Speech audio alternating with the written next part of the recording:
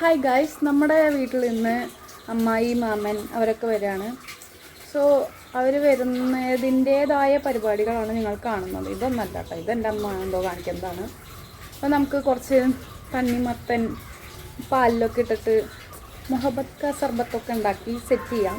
അവർ വരവേൽക്കാൻ അങ്ങനെ നമ്മൾ ഇതുണ്ടാക്കാൻ പോവാണ്. ഇതൊക്കെ ഈ മുകളിലിരിക്കുന്നതൊക്കെ എൻ്റെ അമ്മേൻ്റെ കളക്ഷനാണ്. ഇത് ആര് വന്നാലും ഉപയോഗിക്കില്ല. ഒരു ഇതെല്ലാ വീട്ടിലും അങ്ങനെ തന്നെയാണ് വിചാരിക്കുന്നു. ഗായ്സ്, ഇതാണ് മെയിൻ ഷെഫ്. ഇനി ആള് അവിടെ തണ്ണിമത്തൻ ഉണ്ടാക്കും. മെയിൻ ഷെഫ് ഒന്നല്ല, പിന്നെ ഉണ്ട് ഷെഫ്. ആദ്യം തന്നെ തണ്ണിമത്തങ്ങ, സൂപ്പർ തണ്ണിമത്തങ്ങ ഇവിടെ അടുത്തുള്ള ഒരു കടയിൽ നിന്ന് വാങ്ങിയതാണ് ഞങ്ങൾ. നല്ല കുറെ പാത്രം ഉണ്ടായിട്ടും ജാമ്പുവിന്റെ കാലത്തൊക്കെ അപ്പും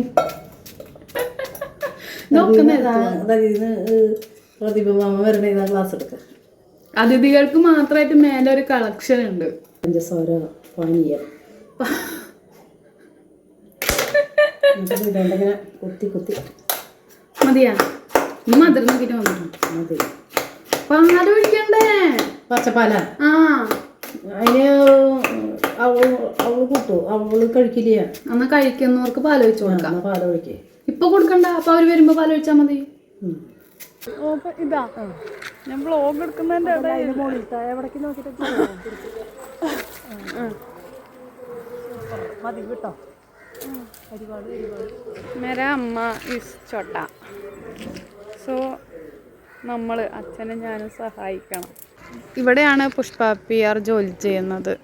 ഒരു സ്ഥലത്തെ പറ്റി 2 വാക്ക് പറയാൻ. ജോലി സ്ഥലത്ത് റേഷൻ കടയിലേക്കുള്ള പച്ചരി, പുഴുങ്ങലരി, ഗോതമ്പ് എന്നിവയാണ് വരുന്നത്. ഇത് മാത്രമേ വരികയുള്ളൂ, വേറെ ഒന്നുമില്ല.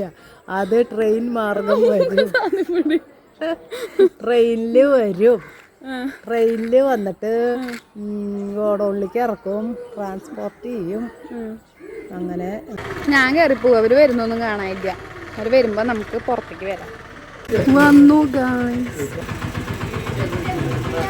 യൂട്യൂബറിന്റെ വീട്ടിൽ വരുമ്പോൾ കുറച്ച് വീഡിയോ ഒക്കെ എടുക്കുമോ? എൻ്റെ യൂട്യൂബ് ചാനലൊക്കെ കാണാറുണ്ടോ? താങ്കളെ കാണുന്നില്ല.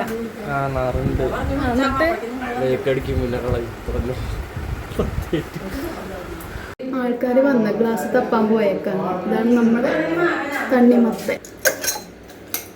ഹായ് ഗൈസ്, ഇതാണ് എൻ്റെ അമ്മായി. ഈ അമ്മായിനെ കൊണ്ടാക്കാനാണ് അവർ വന്നത്.